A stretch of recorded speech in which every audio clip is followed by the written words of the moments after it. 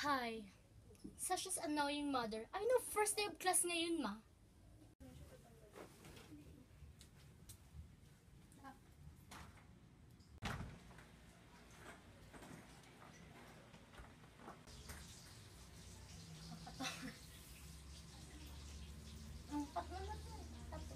Maliliit na ako. My proud friends are waiting for me. Pepa, ilang beses ko ba sasabihin sa'yo? Huwag kang maging mapamiltas. I know, right? Sige na, ma. Aalis na ako. Sisermonan mo ako aga-aga eh. O siya, sige, mag-ingat ka, anak, ha?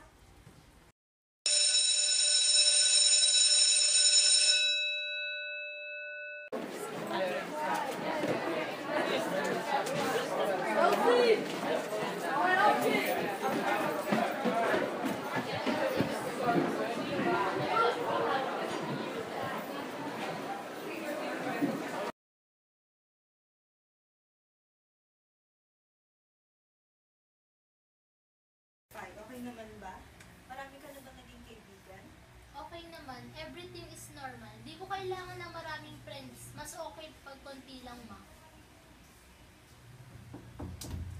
Tao po, Aling Mercy. Pakitingin nga muna ano kayo niluluto ko. Titignan ko lang kung may bisita. Good morning po, Aling Mercy. Good morning po. Oh, kayo pala yan. Tara, pasok kayo dito. Salamat po. Ay, magugustuhan mo dun. Sorry ha, but I don't have time. Sayang naman, Pepay. Kahit subukan mo lang. Sigurado mababait yung mga tao doon. Oo nga, Pepe, for sure hindi ka mau-OP. Ano ka ba naman, Pepay? Makinig ka naman sana, anak. May mga bisita tayo, oh. Pasensya na kayo, ha. Medyo matigas kasi ulo ng anak ko. Okay lang po, Aling Mercy. Pasensya ka na rin, Pepe, naabala ka namin. Buti alam mo. Gusto ko lang sana namin i-invite sa youth fellowship namin this coming Sunday. For sure, mag-enjoy ka doon.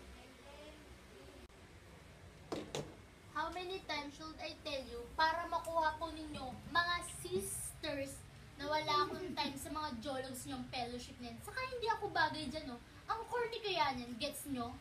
Stephanie Pai, hindi kita pinalaki ng ganyan para mambastos na ibang tao.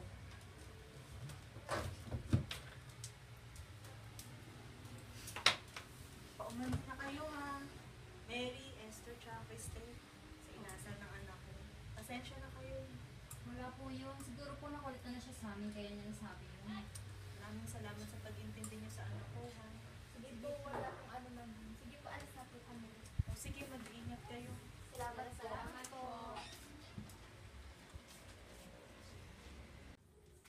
Umalis na yung mga bisita. Good.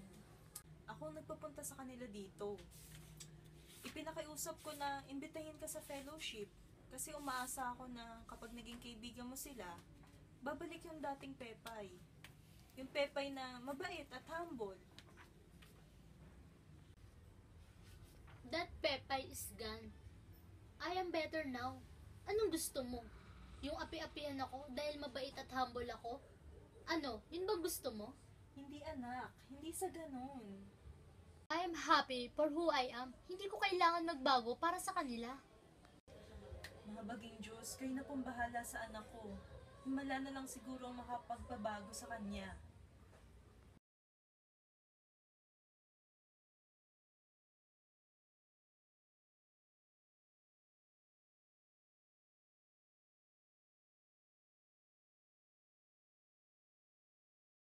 Naman ako, meron ka ba dyan tubig? Uhaw na ako. Ay, wala ho akong tubig. Doon po sa may karinderya. Doon po kayo manghingi ng tubig. Kahit dyan na lang bote na may tubig, akin na lang yan kasi uhaw na talaga ako.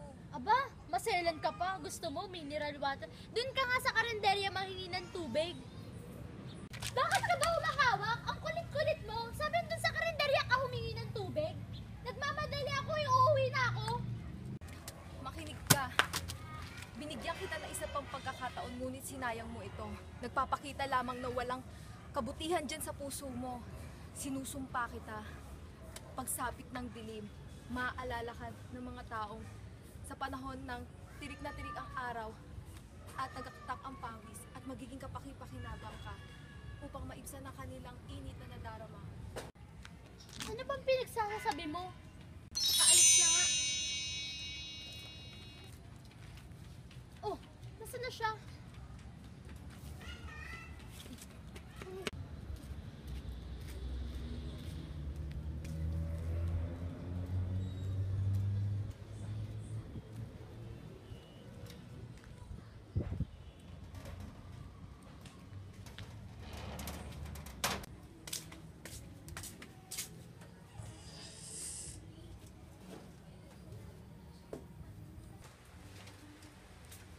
kamusta ang pag-aaral? Kumain ka na ba?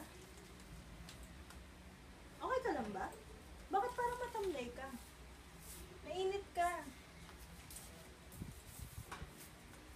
Oh, inumin mo muna to. Magpapahinga muna po ako na. Ano te? Downloading ko.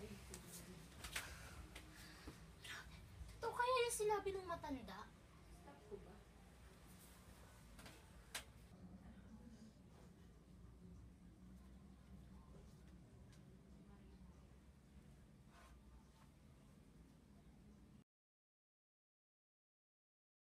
Uwi, ana!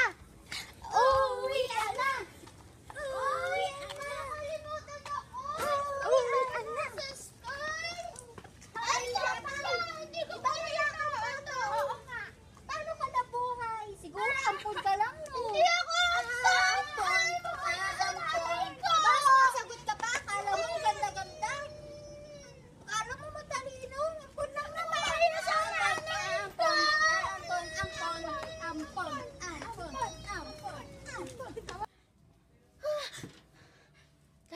Tama na. Tigilan niyo na ako. Pepay, binigyan kita ng pagkakataon upang ilabas ang iyong kabutihan sa iyong puso. Ngunit nagpasakop ka sa galit at iyong poon, kaya hindi kita mapapatawad.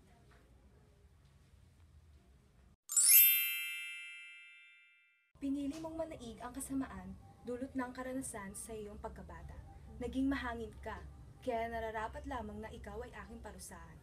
Magiging gamit ka na magpapaalala sa taglay mong kahanginan at kayabangan upang magsilbing leksyon sa iba ang kapangitan ng iyong asal. Stephanie Pai? Pepay, anak! Saan ba kayong batang yun?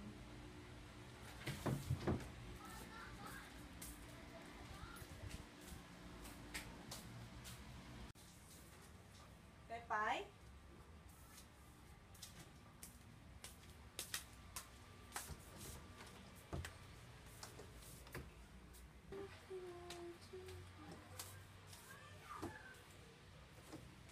Nasaan na kaya yung batang yun?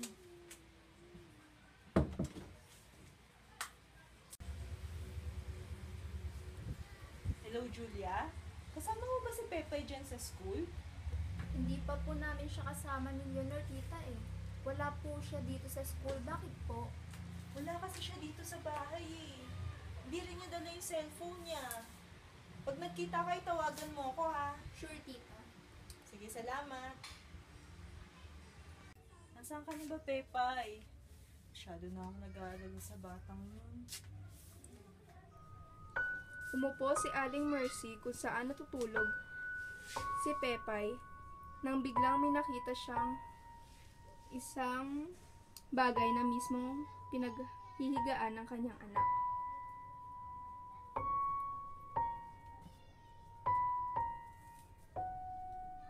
Ngayon lamang ako nakakita ng gamit na ito. Sinipat-sipat ni Aling Mercy ang bagay na iyon upang malaman kung ano at paano iyon gagamitin.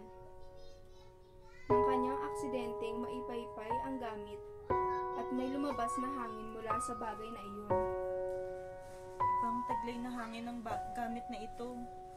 Tila ba nagpapaalala ito sa aking anak. Paulit-ulit niya itong ipinaypay hanggang siya'y maiyak. Anak,